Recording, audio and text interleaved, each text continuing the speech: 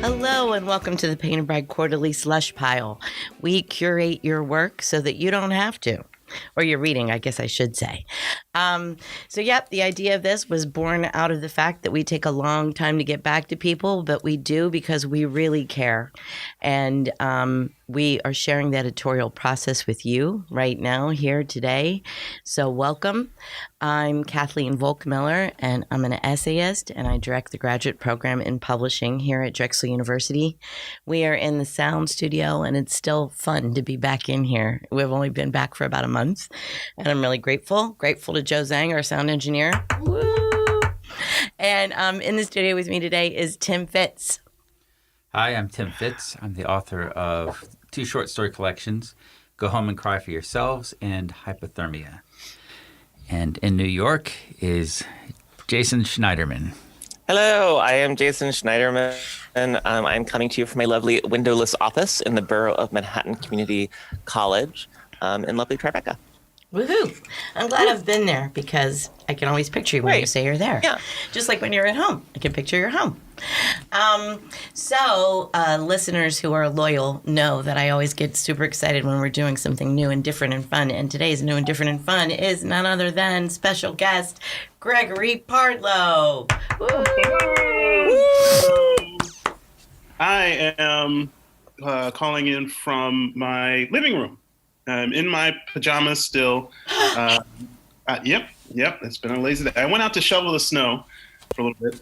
I'm the author of 2 poetry collections and a forthcoming memoir, which will be out April 10th, called Air Traffic. Yeah, real excited about that. And Greg has won many awards. Let's just mention maybe the Guggenheim or maybe the Pulitzer. The Pulitzer? Mention the Pulitzer Prize. Yeah, sure. Just that. I also want to say that I'm also in my pajamas, even though I came into work. I just roll that way. That would be a good idea. You know, they do that at high schools. Why don't we do that at college? Have pajama day. Yeah. Yeah. Well, I was in my pajamas all day yesterday. That was fun. I took a shower and put my pajamas back on from the snow that we had here in Philadelphia. Did you get hit hard in New York? Yeah, we did. But it's melting now. Yeah. It was really easy to shovel. It was like very wet and not icy at all. Yeah, it was all gone from my neighborhood as well. No streets. The parking lot was empty. Everything was grand. Easy snow. Yeah, it was an easy snow. First day of spring snow should be easy, I reckon. It's the least it can do for us. So I think we should jump right in because we have a lot of fabulous work to discuss today. We have 2 poets and 2 pieces from each of them. So listeners, you know that the way this works is the poems themselves are up on our podcast page, which you can reach at ppqmag.org. You can get this podcast. I guess you already know because you're listening. Just about anywhere. So you can read along, read before, pause it now, or listen to us read it. And by us, I mean me. I'm going to jump right in and do this first one, okay? So this is written in a prose block. And there are a lot of itals. So even though I have a cold, I'll try to maybe let you know when it's an ital. I'll do a little something, and maybe you can figure it out, okay? So here we go. Daniel Biegelson, Neighbors 2. Replace glass heart with scalpel. Call for rain. Glisten. Close up. Magnify leaf until the drop brims with color. Replace leaf with wind. Every June we lose limbs to straight line winds. Elm, maple, oak, ash, etc., etc. They come knocking at night. Redact redundancy. Extinguish the list. Insert space. Remove the catalog. Remove, stack, and mulch the dead wood. Map my internal geography. I am a bowl of cold plums. I am a body of words in uproar and otherwise. Replace words with birds. Fill a tree. Take your pick. Redact free will. Replace map with mine. Relieve the workers. Every day we leave labors behind. Exchange labors with neighbors. The dark sail laced with slim roots swells and subsides beneath us. As the tide, breathing. Who are you? Extinguish the implicit. We are the answer. Some of us are no longer breathing. I'm used to defending the singularity of our experiences, but grow concerned about reducing the dead to their individuality. Redact, redeem. We linger longer in blue light. We are not what we say or do. Thank you. Nice reading. There we go. That was really gorgeous. There's only one piece. You said the dark sail. Oh, shoot. I just realized that it did sort of make you kind of needed that for the meaning, but it was a beautiful reading. Now I'm chagrined. Should we do it again? Or is that okay? Daniel, do you think Daniel will be very upset? Can we splice it in from the dark soil? Because you read slow enough, you could probably. Everybody say soil. Everybody say soil. Okay, how about if I reread that part? Yeah, start with the dark soil. Relieve the workers. Every day we leave labors behind. Exchange labors with neighbors. The darker fudge. I'm sorry. I shouldn't have said I was trying so fucking hard. You did a beautiful job. It was gorgeous. I don't think we need to redo it. The S was really impressive. Oh my God, that was amazing. I didn't even plan that, Greg. I was impressed by me. I didn't know how you were going to do that, and then you did it so great. Then I said soil. Sail. Daniel, I'm so sorry. The dark soil laced with slim roots swells and subsides beneath us. All right. Sure. Let's just go. Yep. So, Jason, what difference did it make for you? You said that it's important to get the soil for the meaning. Yeah, well, the dark soil laced with slim roots swell and subsides beneath us is kind of an earthly image. And so you kind of need the soil for the roots to be going inside it. If it's a dark sail with slim roots and you kind of have this like ocean image. Oh, okay. Yeah. The water and we have as the tide, which probably only confirmed my mistake for me. Yeah, it has a kind of surrealist quality, whereas I don't think that that's the intention with the dark soil. Right. And everything that's happening is so kind of disorienting already, and that felt kind of grounded. So listeners, it's called Neighbors 2. Now we can discuss the form a little bit more and the words that I hope you heard as I tell, or will look on the website and see. The whole thing is sort of didactic, right, in a way. Can we call it that? And those words like glass heart and scalpel are itelled. So could one of the poets among us, these amazing award-winning poets, explicate in a general way? Maybe. Craig, do you want to jump in? Well, what I find is it's a generally lyric poem, and it's kind of self-referential. It's got a meta thing going on because we're instructed to replace glass heart with scalpel, and we're replace words with birds.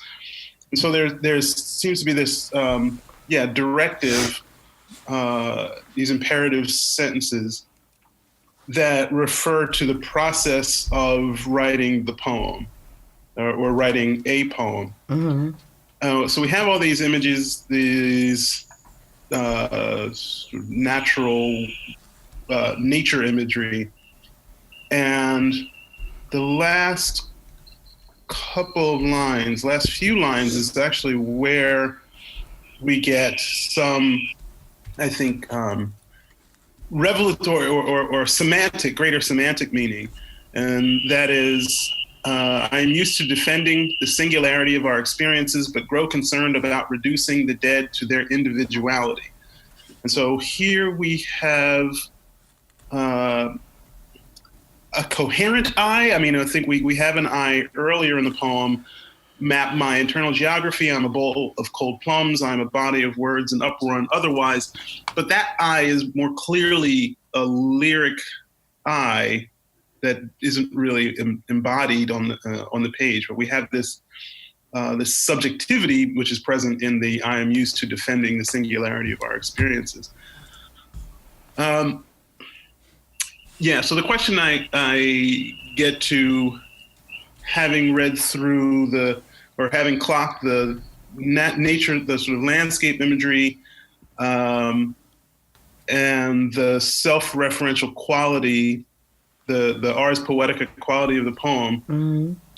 I get to that comment on singularity and collectivity, and I want to read that back through the rest of the poem to figure out how that sort of binary is operating, and I'm not sure that it is.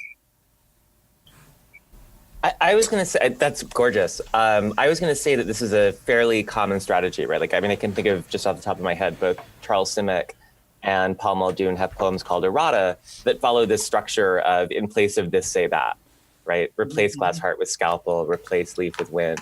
And it both enacts the writing process, as you were saying, you know, like particularly like Ashbery and postmodernists are kind of known for this, like bringing in something that sounds like something else. And I found that really compelling. And in a lot of ways, like it has to do with how it's like a surrealist experiment, you know, how effective are these kind of juxtapositions, like glass heart and scalpel? I think it's fantastic. Words with birds, like I'm totally on board. I mean, actually with all of them, I was really like, I found there to be some very sensual about both the sound and the meaning of the words that were being replaced, and then the kind of the constant compulsion to take something out, redact redundancy, remove the catalog. I was excited. But what do you make of this commentary on reducing the dead to their individuality? What does that say about the practice of writing, or the surrealist experiment, or simply the lyric activity of the poem?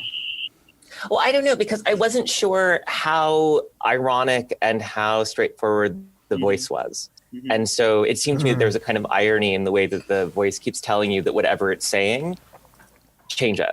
Right. Like I said this thing, but keep changing it.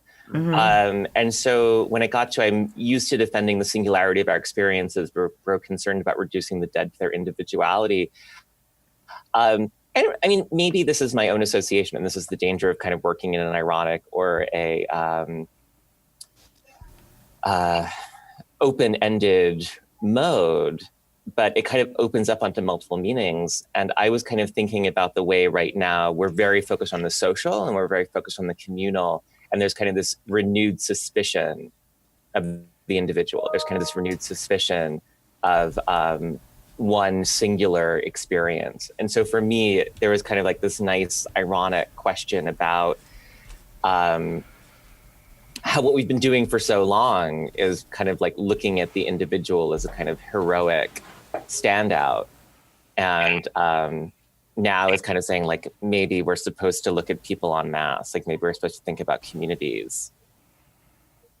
It's the neighbor.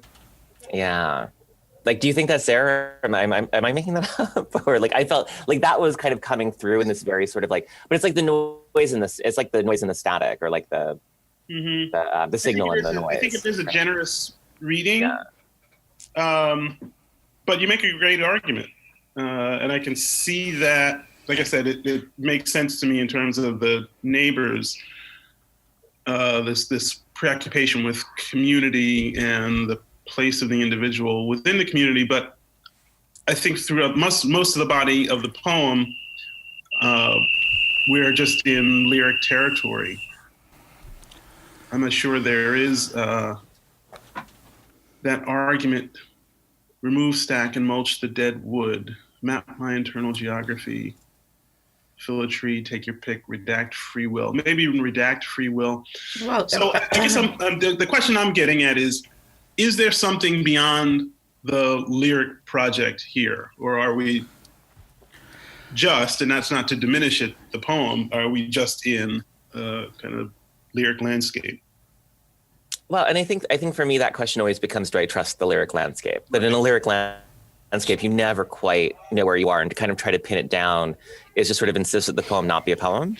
Right. That kind of turns the argument. And so personally, like, even though I can sort of talk about all the places where this kind of directs me, and like, yeah, to say like it's about gentrification would be like way too limiting. Mm-hmm. But I basically trust the lyric in it. Like I feel excited by what it's doing, and I'm comfortable with that kind of unstable shifting ground.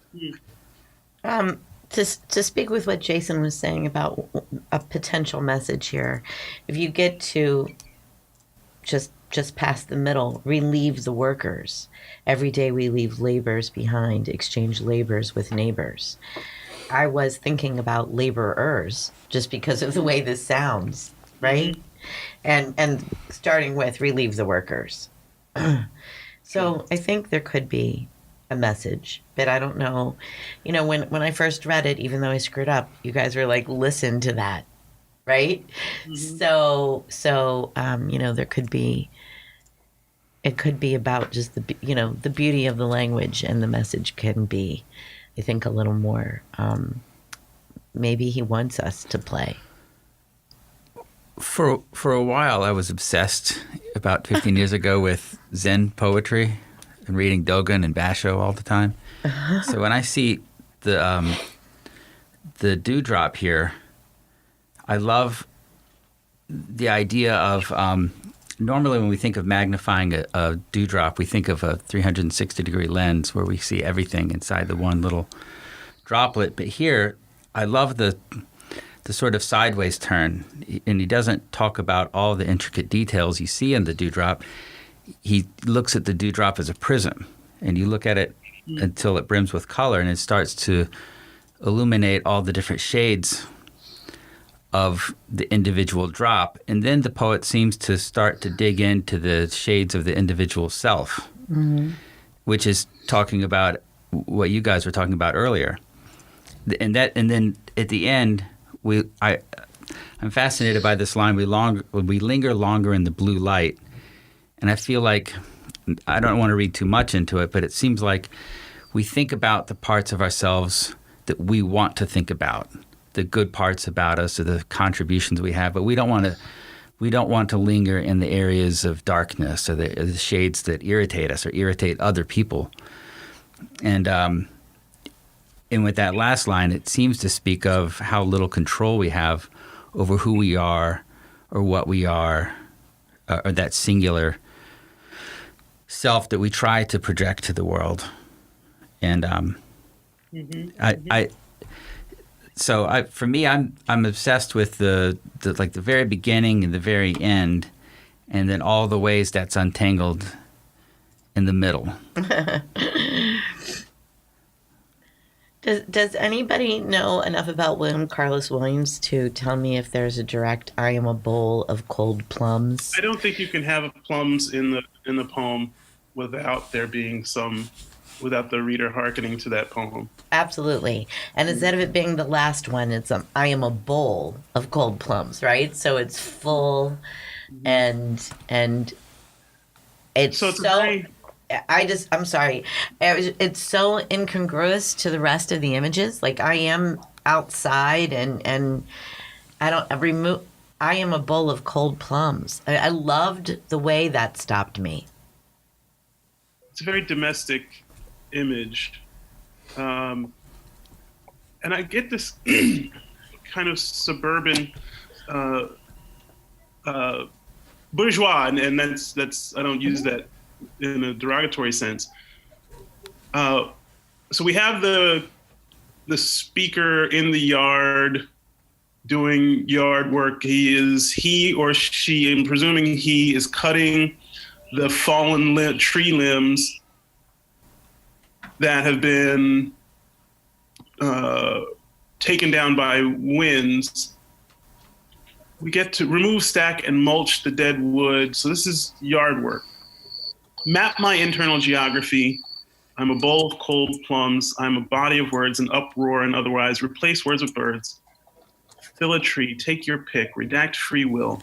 Now we get replace map with mine. So we go back to mine my internal geography, which suggests the act of writing the poem again. And then I'm all the more convinced that the bowl of cold plums is a reference to Williams. Mm-hmm. Leave the workers. Yeah. But it's also like, I mean, I am a bowl of cold plums. I am a body of words, right? Like I'm the poem. Like that whole postmodern project of like the instability of the self and like, you know, who's speaking? We're all speaking, right? Like, I mean, there's something really satisfyingly explosive to me in that moment. Like it just sort of like, I don't know, for me, it sort of plays on all of like, my postmodernist poetic resonances. Like it tingles for me. I'm a body of words. I am a body of words. Like I am the poem, right? I am the bowl of cold plums. I am a body of words, and uproar and otherwise. Replace words with birds, right? Okay, and I can be birds too. Like I don't really need it to make complete sense. I need it to make associative sense. Mm-hmm. And like in terms of associative sense, in terms of like, I am this image system and I am this body of work and I am inside of it and I produce it, but I am also the thing that I make myself into. Like, I don't know, that works for me. Mm-hmm,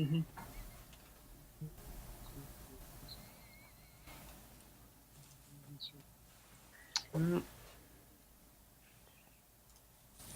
Well, we're enjoying the linger, right? Are we enjoying the linger? Yeah, I think I am. I'm with you, Jason, in terms of your reading, and I think I'm still. When I get to those last three lines, I think there's still either the poet is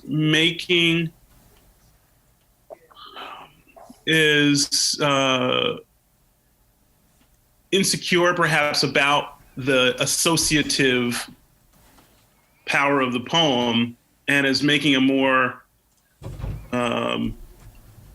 demonstrative connection to semantic meaning to ground the poem, or the poem is working toward those last three lines, that one long compound sentence, and is trying to earn that sentence. That we are not what we say or do? I am used to defending the singularity of our experience. Okay.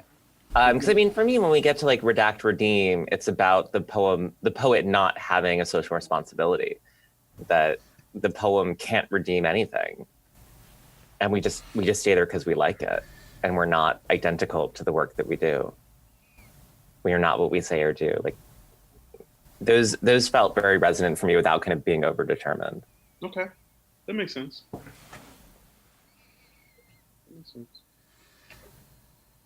I like what you said, Jason, about associative sense, because so many sentences, if they were on, like, we are the answer, you know, if it wasn't in the context of everything around it, it would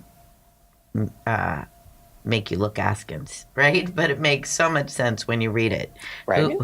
Right. Who are you? Extinguish the implicit. We are the answer. Some of us are no longer breathing. Mm-hmm. Yeah, that works for me. Yeah, I think it's terribly tricky, whatever this guy did. I don't know what the hell he did, but whatever he did, I couldn't do it.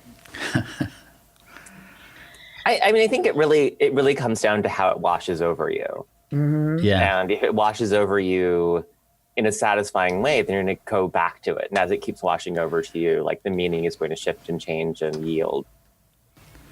Yeah. I'd go back to this one even if I didn't like it.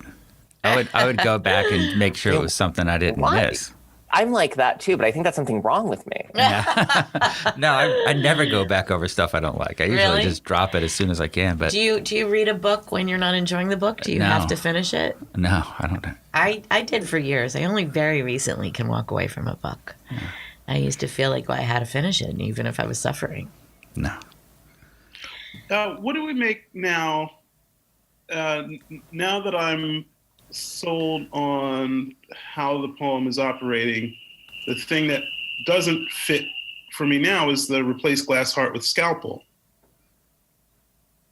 Yeah, I agree. That kind of bothers me. But it doesn't. What? Why? I don't know. It just doesn't. It kind of clashes with everything else. But I don't. It doesn't bother me enough. Okay, Jason, you were exclaiming over there, and you were loving those words. Replace glass heart with scalpel? It's gorgeous. I mean, it disorients you to start with. Like, it kind of says, like, don't read this poem unless you're up for some kind of, It's the spoiler alert. Play. I mean, they're gorgeous images. I mean, a glass heart, which is this, useless, beautiful, fragile thing, and scalpel, which cuts open the body. Like, I don't know. I mean, I don't think I can explain it. I can't kind of say oh, here's the, here's what it means. But I think that in terms of those two images together and the way that they kind of explode the body and transform it in these really interesting ways. I think it's a great entry to the poem. For me, the poem does enough where, certainly everything isn't going to be perfect according to our readings, and things are going to bother us. And certain poems do enough to get passes on things. So, for me, I'm not crazy about this line, and it seems to clash, but everything else I like so much, Yeah. Well, listeners and you guys probably know that I hate poems that are about writing poetry. And I don't hate this at all. I have the opposite of hate this. And I feel sort of like Jason does, I guess. To start off with replace glass heart with scalpel, I thought the whole thing was going to be a series of instructions on how to edit a poem, right? And which didn't necessarily please me. But glass heart with scalpel already, as Jason just said, kind of rocked me on my heels for a second, made me go, what? And want more, Yeah. So guys, I think we might be ready to vote. I think we've talked about this for quite a while. All right. I could talk about this one for a long time. I know, but guess what? Here's the wonderful surprise for you. There's another poem by the same guy coming up next, so stay tuned. It's not really over. So shall we? Greg, the way this works is you're going to message our fabulous sound engineer, Joe Zhang, and so is Jason. And Tim and I in the studio are going to do the old school PBQ 1, 2, 3 shoot. Thumb up, thumb down kind of vote. All right? Are we ready? Wait. Oh, we're not ready. Neighbors 2 and Neighbors 3. Yeah. So we're saying they're not intended to be read together? I am saying that we would be able to publish one and not the other. I'm sure they're part of a suite or a series for Daniel Biegelson, but we are looking at them as separate entities unto themselves. Okay. Guess what, y'all? He had Neighbors 1 and somebody else already snagged it. Yes. That happened. We have to act fast. You think there's no drama in the land of literature, and there is drama and intrigue and tension. Supplies last. Right. So we better vote now. Oh, so I should read. Hurry up, let's vote. So how do I vote here? You click on the chat. Yeah. You click the chat button, and then you should. Oh, there it is. Oh, I see. I'm sorry. Okay, I thought I was clicked. Okay, perfect. So you type, and we say 1, 2, 3, shoot. And Joe tells us what you guys type. We're having confusion in the studio. It's mayhem. Oh, guess what?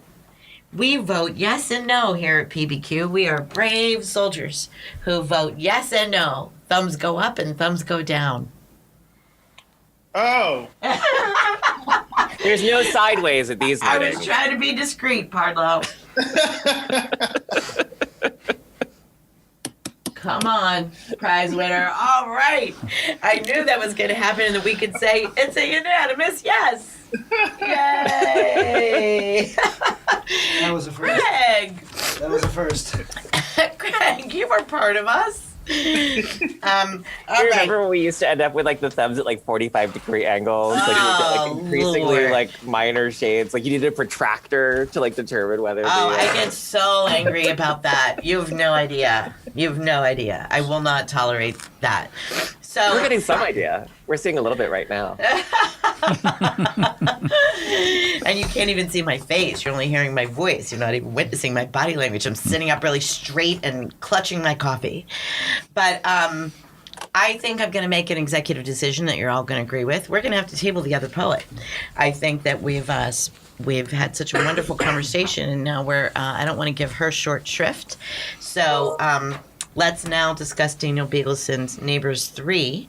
And I think, Greg, if it's not too much pressure to throw this on you, since you are a guest and you're not here all the time, maybe you could read it? Maybe? Absolutely, yeah. Maybe. Yay! Okay. Neighbors 3. Replace dog with brother. Take walks on burnt grass and return under treeless sky. Exchange directives for best practices. Practice your run along the fence line. Monarchs carry on along the highways lined with casual wildflowers. Extinguish your sense of silence. You let your dog shit in my yard. The ocean levels rise. Mortgage rates rise. Don't pretend to love one another. Turn your predatory beak. Redact the brackish ocean. Turn it black and red. Exchange ocean for consumption. Predatory lending of labor. Be still. We are the colony of bees in collapse, and also the tractor trailer stocked with hives, and the long driver on the CB radio, and the farmers waiting for pollinators. See the red dust clouds rolling. See the black clouds closing. A tongue over a top lip. Bite hard and rain. Extinguish the dog barking. Redact the self. Exchange dog for children. Barking for howling. There is a wall beyond which our labor persists without us, and we don't dare to look. Replace words with words, yours or mine. We don't act upon what we see. Redact the sea. We are the murmurations leafing out over the highway, pouring over the sky. We suffer decentered as we imagine stone, human again. We don't know each other at all. Very nice. Thank you so much. Yeah. Gorgeous. Yeah. Yeah.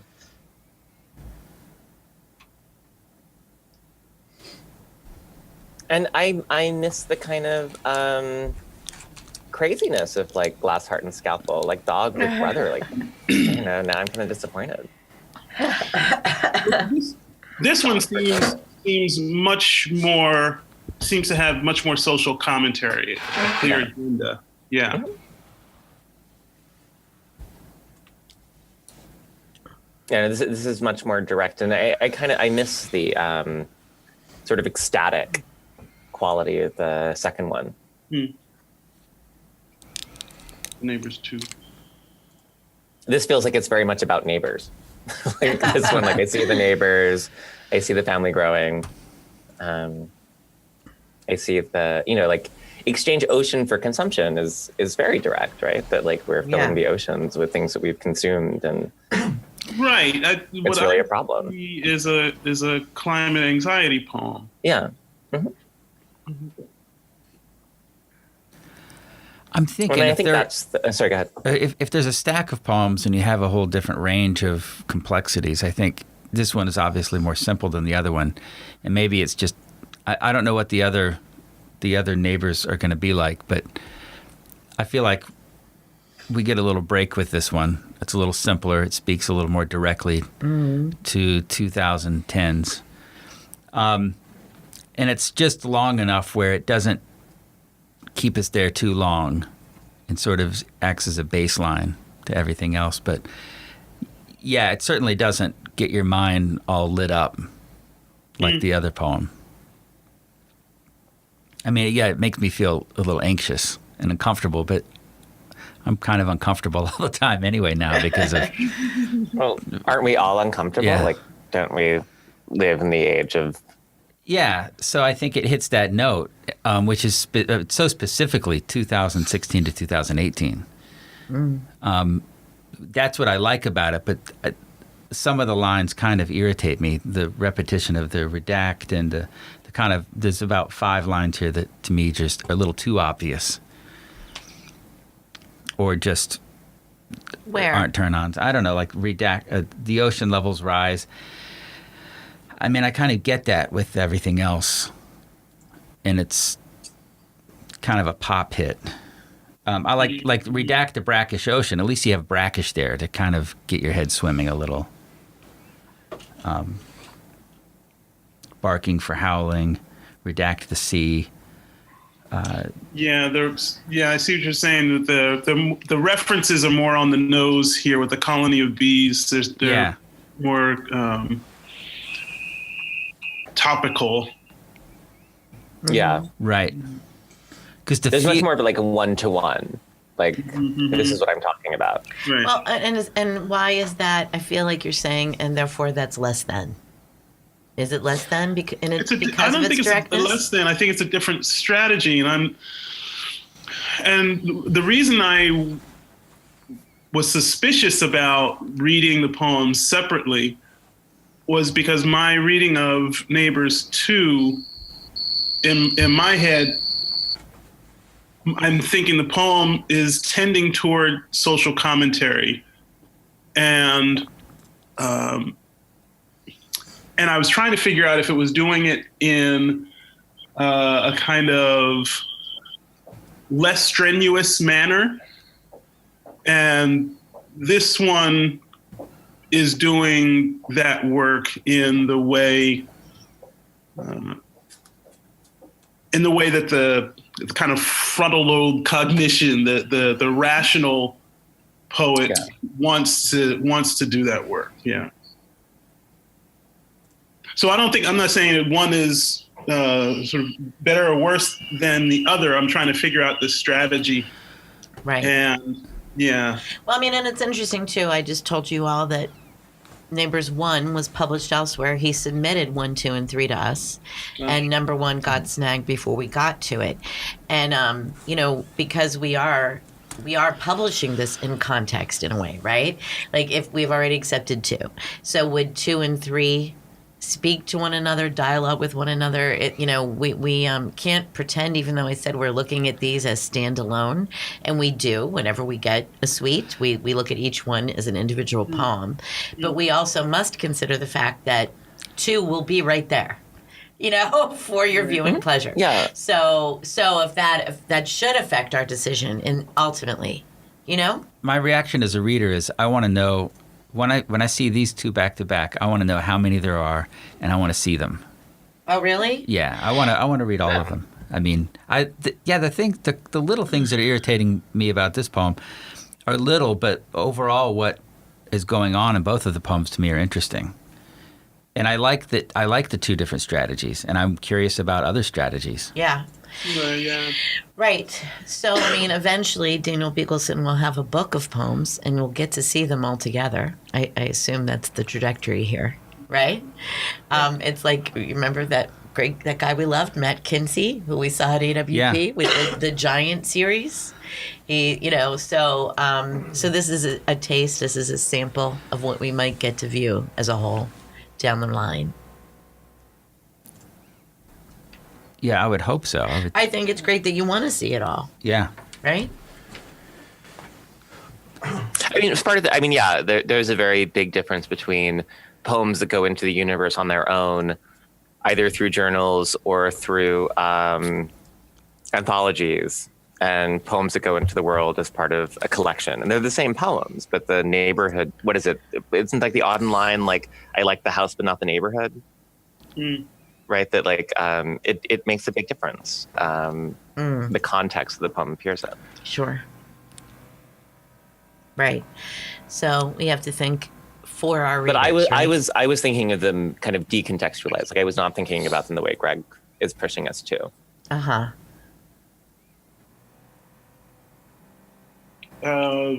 Say that again. So you're really thinking about them as a sequence, and you're kind of thinking about kind of what the two of them resonated against each other, say. Yeah. And I was really thinking about them as kind of individual poems. I was thinking like this poem is doing this and this poem is doing that. Like I was really seeing them as like quite separate entities. But you're right, if we publish both of them, then they're definitely going to resonate against each other.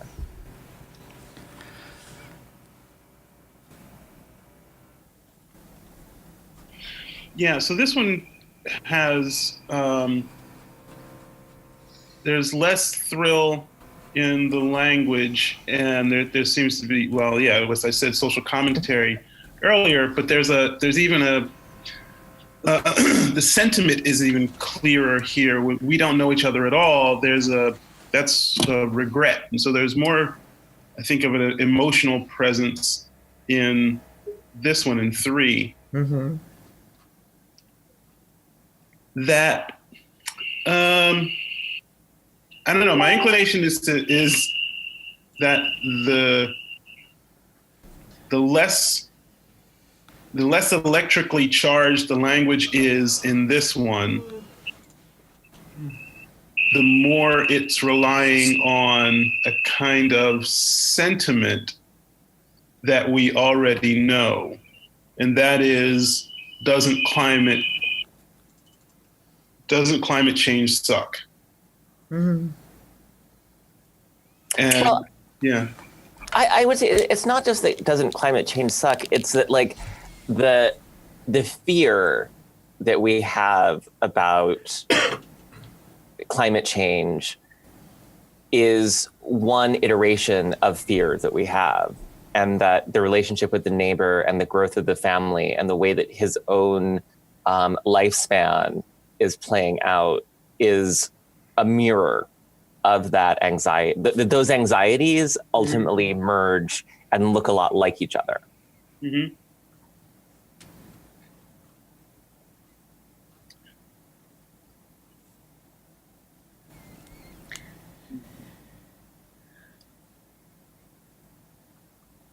It's interesting too. Like you can replace words with words makes me feel like it doesn't matter, right? Right. Like Right. Yeah. There's a kind of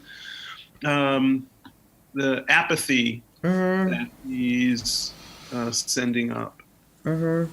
But I like where it's placed, though. I think where it's placed makes a lot of sense. It makes it not heavy-handed for me because he's built up to that. I mean, this is something that I think about a lot in terms of how our different templates, how our different kind of emotional templates and paradigms play out in other spaces, and how the way that you feel about the environment is going to somehow turn up in the way you feel about your family, or the way that you feel about your family is going to turn up in the way that you feel about the environment. That all of these emotional structures mirror each other in these like really complicated ways. But I don't know, do you feel like that's like, does that feel like that's what's in the poem to you guys? I think that is I agree that's what's going on in the poem, and that it resonates, or it implicates how we construct our communities and our relations, our sort of social and political relations to one another. I want to go back to the replace words with words. So the way where this poem is ending for me is on futility and a kind of hopelessness. We don't act upon what we see, redact the sea, take away the sea. We suffer decentered as we imagine stone. We don't know each other at all. So there's that note is futility and hopelessness for me. Mm-hmm. Absolutely. And I'm not a futile and hopeless person at all, but I like the way this funnels down to that. I mean, we've gone from your dog shits in my yard, the mundanity of that, right? To this in the end.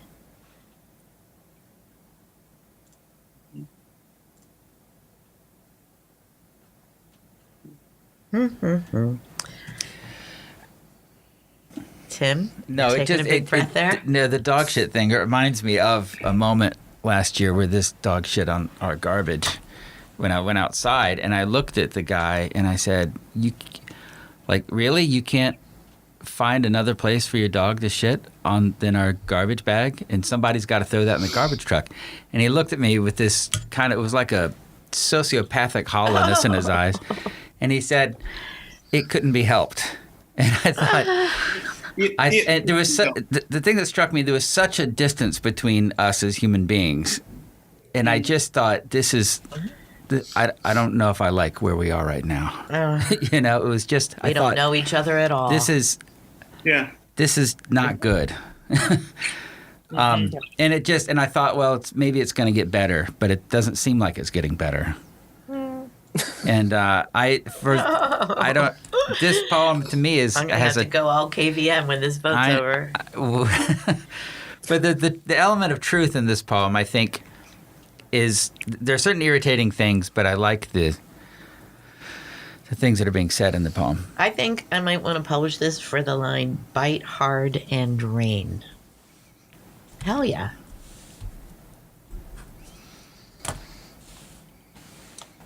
So, I don't know, guys. Are we talked out? Are we ready to vote? Let's talk about the first one again. Neighbors 2, I don't know. I Neighbors feel 3. I feel sad. Yeah, oh, sure. I think you're supposed to. I think Daniel did his job. His objective has been met if you're sad. Yeah. All right. And feeling hopeless and futile But it's kind of a smart And then Tim sad. didn't help at all with the dog shit story. But I know those are really that was a terrible story. This is a terrible story. That is a terrible story. But look, we're here. We're united in this reading. That's true. Daniel has written this for us. He was very gracious about allowing us to discuss it on the podcast. You can find your tribe, right? All right. All All right. right. Let's get to it. All right, let's do it. 1, 2, 3, vote. And it's in. Woo! Thank you, Daniel Biegelson. Congratulations. Neighbors 2 and Neighbors 3. And now here's where I'm going to go KVM because I was thinking I was bubbling up with this. I was dying to do this. Mr. Rogers has 2 movies this year. There is a Mr. Rogers neighborhood documentary. Yeah. And then there is a historical fiction movie with Tom Hanks as Mr. Rogers. Those of you who know me know that I grew up in Pittsburgh. But many of you probably don't know I met Mr. Rogers. And I was Really? actually in the land of make-believe. And I sang Were you on... like in the studio audience? No, darling. I sang on the Joan Angry talent show. Oh, wow. It's all true. It's all true. Absolutely. And Mr. Rogers surprised us by, we thought we were just getting a tour of the studio, and Mr. Rogers showed up. And it was really, I really do remember every detail. I'm not going to take up everybody's time with it. But honestly, like seeing there's been all this buzz about him lately because of the 50-year anniversary. And I was watching the trailer for the documentary the other day, and the blurbs that the press is putting on it, like the quotes that they're using, are "in a time of darkness, Mr. Rogers will, we need Mr. Rogers now," kind of thing, right, Joe? I watched the trailer yesterday with my girlfriend and I cried. Oh, thank you for saying that.